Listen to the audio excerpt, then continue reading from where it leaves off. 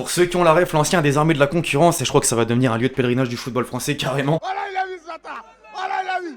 L'équipe, j'espère que vous allez bien et vous avez pas trop envie de griller les 2 prochains mois là, avril, mai, pour directement arriver au mois de juin. Avouez, bon déjà simplement pour griller la période actuelle. Le virus est toujours là. Plutôt compliqué, on va pas se mentir, mais aussi et surtout parce qu'il y a l'euro déjà pour commencer, mais également le mercato. Aujourd'hui l'équipe, vous avez capté, on va revenir sur les dernières rumeurs de transfert, il y en a pas mal. Le feuilleton cette année, on le connaît déjà, Haaland. Où jouera-t-il la saison prochaine? Bonne question, dites-moi dans les commentaires un petit peu. Si j'ai déjà posé la question, c'est compliqué, il y a quand même des infos qui arrivent par-ci par-là, justement on va y revenir. En attendant les amis, je vais vous rappeler que la vidéo du jour est sponsorisée par OneFootball, l'application numéro 1 sur toute l'actualité du ballon rond. Je ne cesse de le rappeler, évidemment. Gratuite, donc est dispo dans la description, tout comme un lien. Au passage, je le répète pour ceux qui n'étaient pas là hier, qui dirige vers Nike. En ce moment, vous avez de belles promos sur plusieurs articles. Ça va jusqu'à 50% de réduction. Et il y a de tout, notamment ce qui touche notre sport favori. Des paires de crampons Mercurial, des maillots, des trainings, bref. Pourquoi pas aller faire un tour, sachant que ça ne dure que quelques jours. Voilà.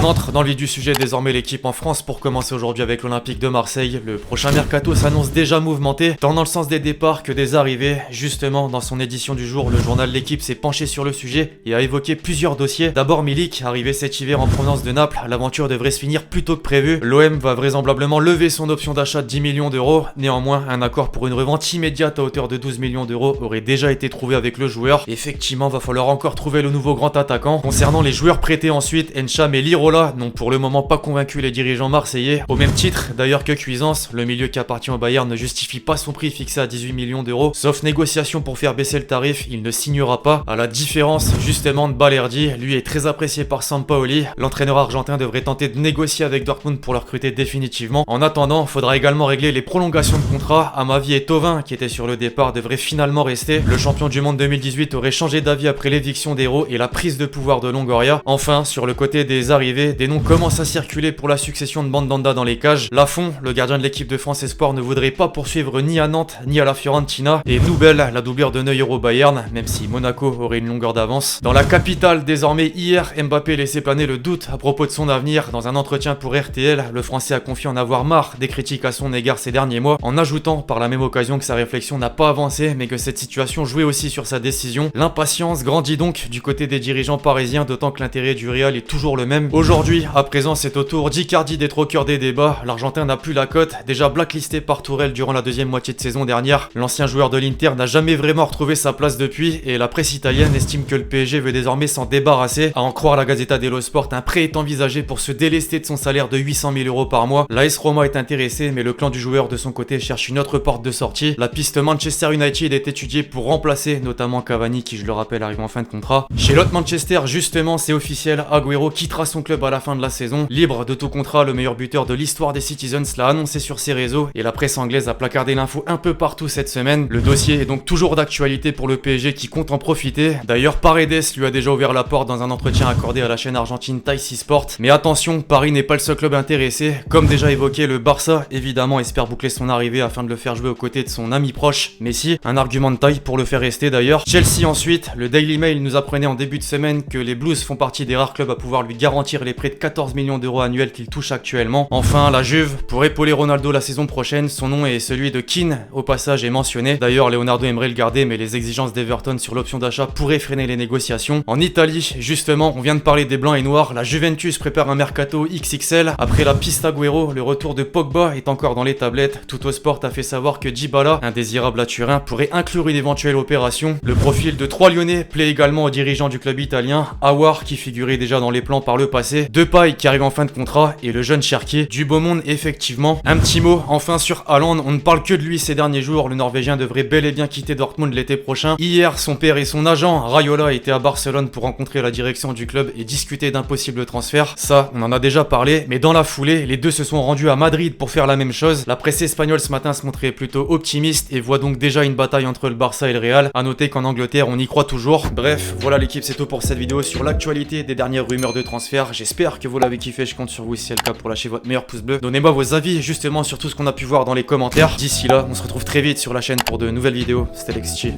Ciao.